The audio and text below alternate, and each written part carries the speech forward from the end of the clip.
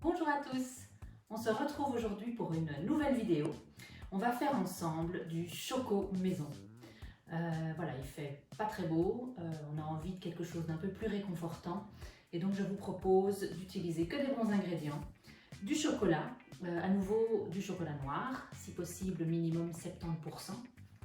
Pourquoi? Parce que comme je vous l'ai déjà expliqué dans une vidéo précédente, au plus il est noir, au plus il est riche en cacao. Et le cacao est un antioxydant intéressant, mais pour ça, il faut que le chocolat atteigne minimum 70%. Donc ici, c'est du chocolat que je trouve en vrac, en magasin bio. Mais vous pouvez en trouver évidemment dans tous les magasins du monde. Pour vous donner une petite idée, le chocolat noir de noir, de cette marque qu'on connaît bien, c'est un chocolat 55%, donc il contient quand même pas mal de sucre.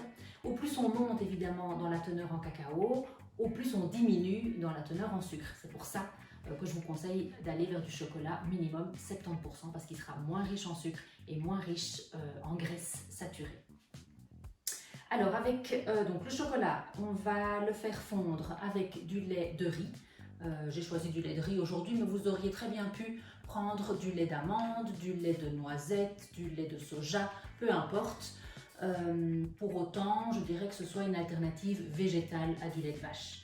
Vous l'avez peut-être remarqué déjà dans mes recettes, c'est vrai que j'utilise très peu de produits laitiers. Je préfère me tourner vers des alternatives végétales. Donc voilà, cette fois-ci, on utilise du lait de riz pour la préparation. Donc on va faire fondre ensemble le chocolat et le lait de riz.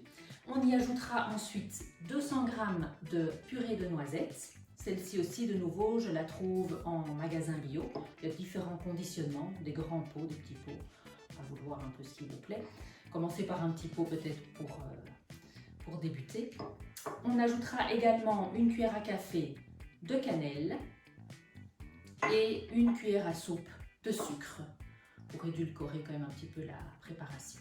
Si vous n'avez pas de miel et que vous avez du sirop d'agave ou du sirop d'érable, ça peut aussi très bien fonctionner. Voilà, donc je commence par casser le chocolat. Je vais le mettre en petits morceaux dans le poêlon et je vais donc faire fondre ensuite à feu doux le chocolat avec le lait.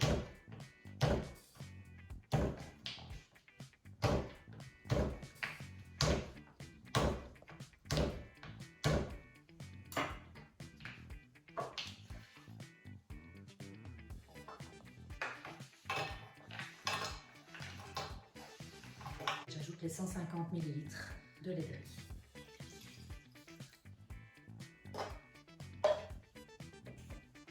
Je vais faire chauffer le tout. Maintenant que le chocolat est fondu, vous voyez, il est assez liquide, ce qui est une bonne chose parce qu'avec ce qu'on va y rajouter, ça va le densifier assez fort. Et comme on va le conserver au frigo par après, c'est bien qu'il soit au départ relativement liquide pour qu'il soit quand même un minimum tartinable. Donc on ajoute maintenant les 200 g de purée de noisettes.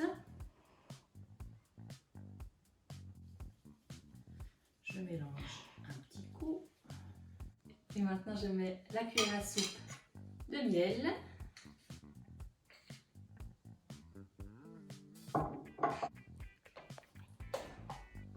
Et enfin l'équivalent d'une cuillère à café de cannelle.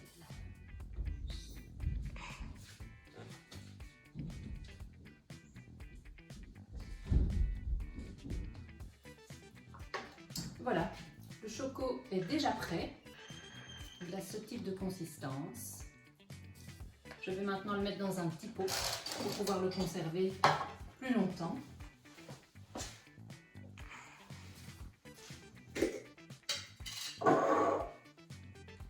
Mais je peux vous garantir que ce sera vite mangé.